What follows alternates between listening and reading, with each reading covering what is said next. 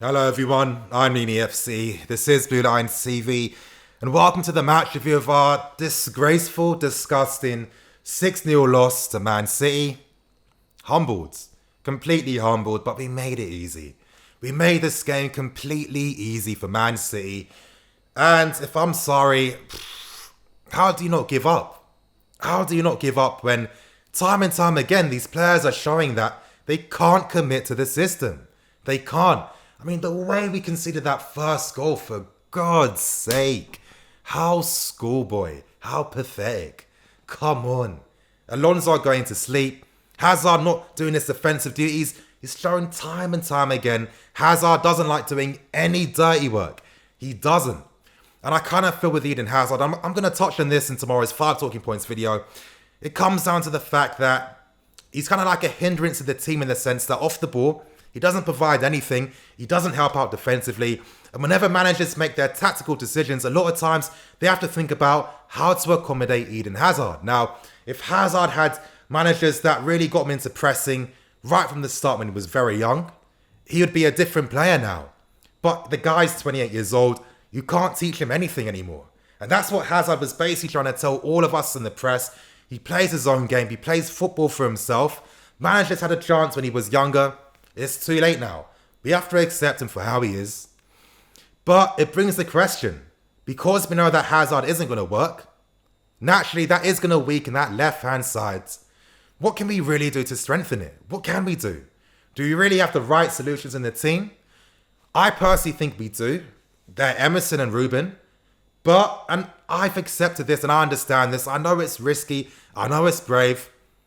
The only reason I want these guys to play is because it's going to help us get more goals. It's going to help Hazard do his thing more because he has better players to connect with.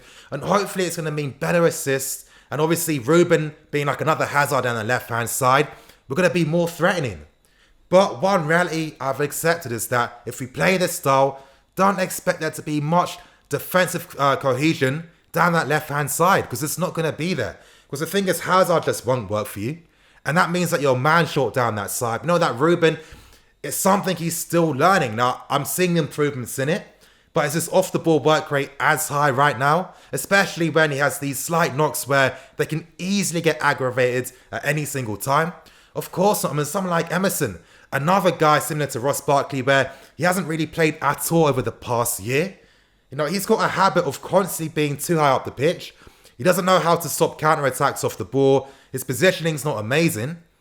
You're sorry, you're thinking, wow, ideally I want to use these guys, but how can I? Because that means that every team will just get a free roam down that side, will constantly be exposed to counter-attacks. We've seen what teams like Tottenham did.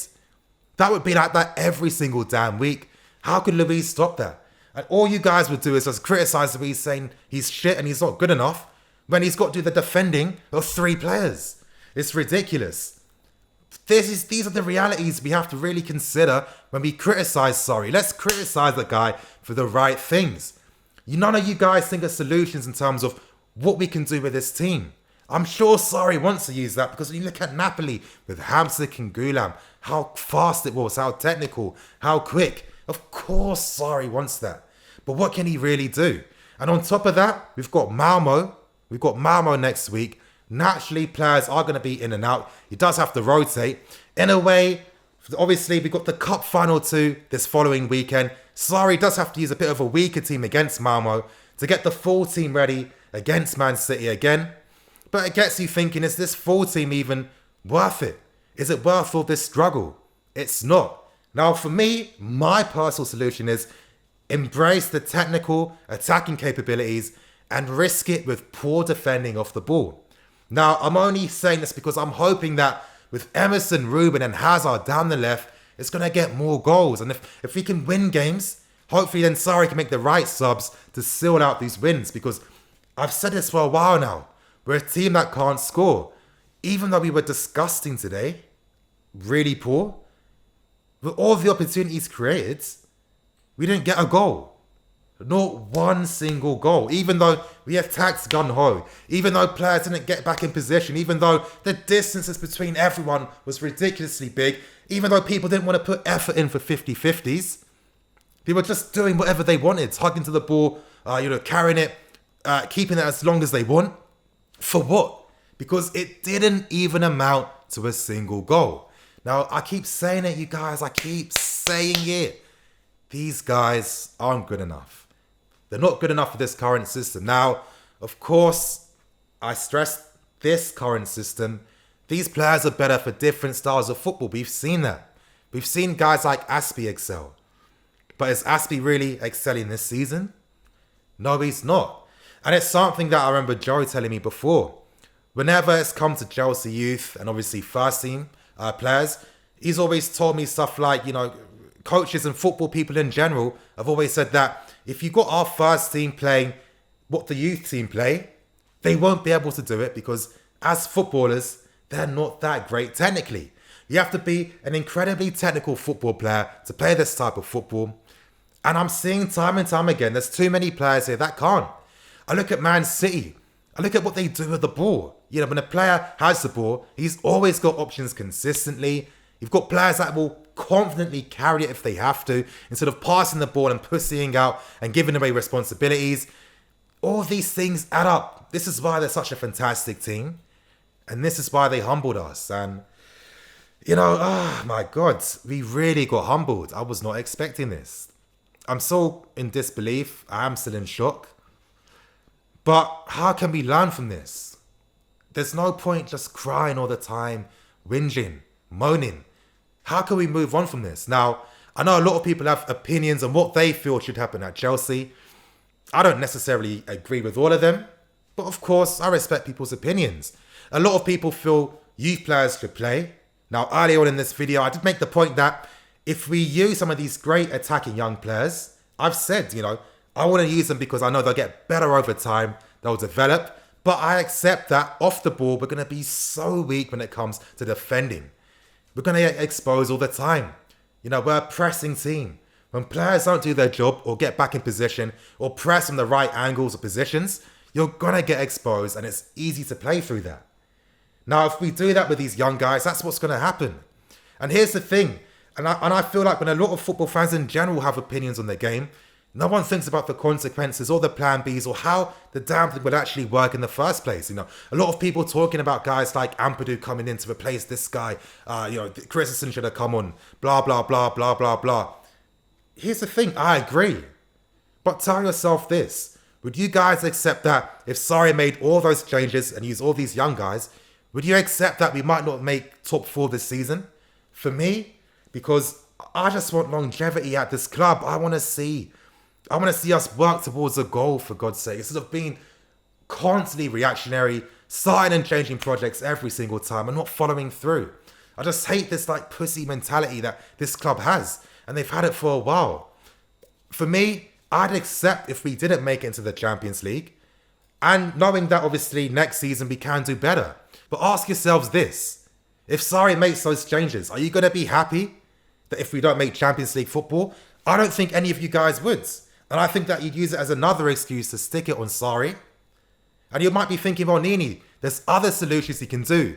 This fabled, infamous plan B. Plan B, plan B, plan B, plan B. That's all I'm hearing. But when it comes to the solutions, they're not really making too much sense to me. Yeah, people are talking about Kante, Jorginho and a pivot. Okay, cool. Understand if you want to play like that, the system's going to drastically change. And we're going to be a team that would have to play off the ball more. But football doesn't work like that. If you sign guys like your Peps and your Sarris, you fully back them. You sign them for their philosophy on the game and how they get their teams playing. If you don't back the manager and you pussy out now, what is the point? What is the point? And I'm telling you guys, if SARRI was to get sacked by this weak and useless, business-minded Arsenal-like boards, don't expect a video from me for a while. I'm being serious. We have to fully embrace change, and we don't want to do that. Does this board invest the money if they need to? Do they get rid of players that aren't good enough? We gave contract extensions to guys like Alonso and Aspie, and I know I sound like such a dickhead, I know, but when it comes to football at this high level, in a way you do have to be kind of cynical and kind of robotic. You have to be a slave to what's going to get the best out of the system and what's going to work. I keep saying it time and time again. Every big team that fully believes and embraces a manager's philosophy They're always successful. There's not been a team that a board hasn't accepted the manager's, obviously, philosophy on football, not embraced it, not supported it, and they failed. That doesn't happen. But this club, we don't fully embrace it. Let's get the right players that SARRI needs for this system. Now, as I was saying earlier on, if you want to see these young guys play to replace, poor players like Alonso, like Ross Barkley, I'm going to say Aspie because I don't think he suits the style of football. Cover is better deeper than going forward. There's a few positions. Pedro, who just is not good enough anymore now. I mean, just seeing his performance today, completely disgraceful. And it's a question for you Willian haters. If you're always constantly saying Pedro is better than Willian, why don't you criticize Pedro on the same level as Willian? Why isn't that energy consistent? It never is. Now, I'm not even going to get into that. That's for you Willian haters to think about. But already, I've just listed through a ton of examples of players not being good enough for this system. Now, I keep repeating the same point. We've got the solutions here with Ruben, Callum Hudson-Odoi, Emerson, Ampadu, etc. But again, accept that we're not going to get into the top four. It's not a guarantee if we revert to using them because their tactical understanding off the ball isn't as great compared to the other players SARRI in a way is forced to use. Now, for me, is SARRI really forced to have to use these guys? This is what I really struggle to understand because I see it from both ways. I see it from the fan side where it's like, these guys that you use aren't good enough. Alonso will lose the ball. He's not going to get in behind. He's never the outlet. Aspie ain't that guy either. Bross ain't press resistant, isn't good enough for us. Cover is much better deeper. That's 4 players there.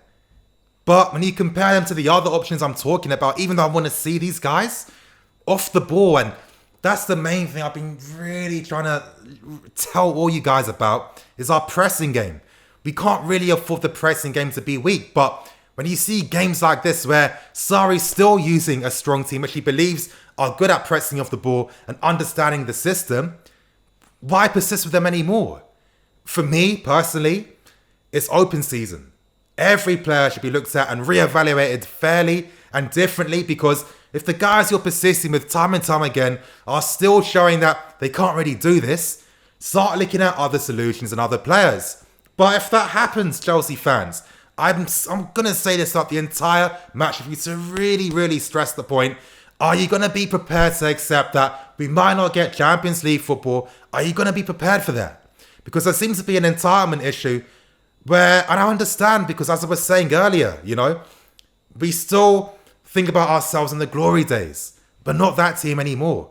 For me, we're at the end of this current cycle of this current squad. A lot of change is needed. Now, for that to happen, we need a supportive board. But this is Chelsea, so that's going to be impossible. That's never going to happen. The boards aren't going to be there to help us. That makes even more pressure for SARRI. He's at a crossroads right now. Now, I know a lot of you guys are going to be thinking, Nini, forget this SARRI ball. It's time to just do what we do best. Sit back, defend off the ball, blah, blah, blah. All right, cool then. But really really think about it for a second. That's one thing we've been doing time and time again this decade. Now, yes, we have won things from that. But what about the longevity? What's really happened with that? I mean, everyone wants defensive football back now. But when we were defending, it was having much more harsher effects than we initially thought. I mean, number one, when you constantly keep playing reactive football and obviously playing with this pussy ball where it's like you're going to allow the opponents to play their game and the sole reason for you playing against them is to really stop them from playing. After a while, how's that going to help you in the long term? When it comes to signing a top player, why is he going to consider a club like Chelsea when they're known for, really defending? When it comes to not playing with any bravery, when it comes to playing within and playing to the strengths of their opponents, why are you going to do that? And that means in the long term, we're not going to be able to attract the big players, the great players, even the good youth players to sign for us. And that's how you start to become an Arsenal-like club. And honestly, I've been feeling this for a while now. We are an Arsenal club, and we're not slowly becoming one. We're definitely an Arsenal club right now. And it comes to the board. The board are the sole reason that could change everything. But are they patient enough? Do they have enough football brains to really understand what's happening? When I'm seeing guys like Alonso getting a new contract, For me, that's when the initial panic started hitting and thinking, wow, really? This guy? Have you not been watching us play? Have you not seen this guy struggle in particular? You're rewarding him with a new long-term deal worth how much? And that's just told me everything about what's happening with the club and what's wrong with the club. We're accepting mediocrity. Now, yes, I understand. I'm saying it from a completely different perspective. I'm a fan. I don't have any personal relationships with these players. I don't know them. When you work in an environment like that, it's going to be completely different. No wonder, some players might get more game time or might get these deals. But to become a different and better team, we have to fully embrace what the manager wants. We can't half-ass it, which we constantly do every time. Half-ass, half-ass, half-ass. If we're going to play SARRI ball, don't reward Alonso's that can't play this football with long-term deals. How are you going to get rid of him now? How are you going to sell him? You can't. The manager's going to have to persist with him and do what he can do. He can only try his best. Now, again, the only solution I see is if SARRI really does something crazy and just focuses on using young players. But I guarantee the board, the fans, the press, and the players aren't going to accept that. How are you going to tell 31-year-old Willian and Pedro, yo, you're not playing? Alonso, nah. You got a new contract? Nah, you're not playing. We're going to use this kid instead because I think that over time it's going to be much more beneficial for this team than you guys. They're going to cause fucking mayhem. Are they going to accept that? They'll go straight to Marina and tell him, are you hearing what SARRI's saying? He wants to play this you over me? This is the reality of football that no fans like to accept or think about. It's easy to say, do this, do that, do that. But how's that going to happen without really understanding everything behind the scenes? That's not the case. I keep saying, I'm not saying it no more now. I want to see Ruben, Hudson-Odoi and Emerson play. I'm okay if we don't get Champions League football. I want to see a project. I'm sick and tired of short term. What does it do for us in the long term? Absolutely nothing. This is why we can't attract the great players. This is why a lot of people just see us in a different way. We need to embrace SARRI, embrace this style, because in the long term, as I'm saying, it's only going to be beneficial. If a Lampard comes, SARRI's done all the hard work for him. It was like when Mourinho came. Ranieri already did the hard work for him by developing guys like Lampard.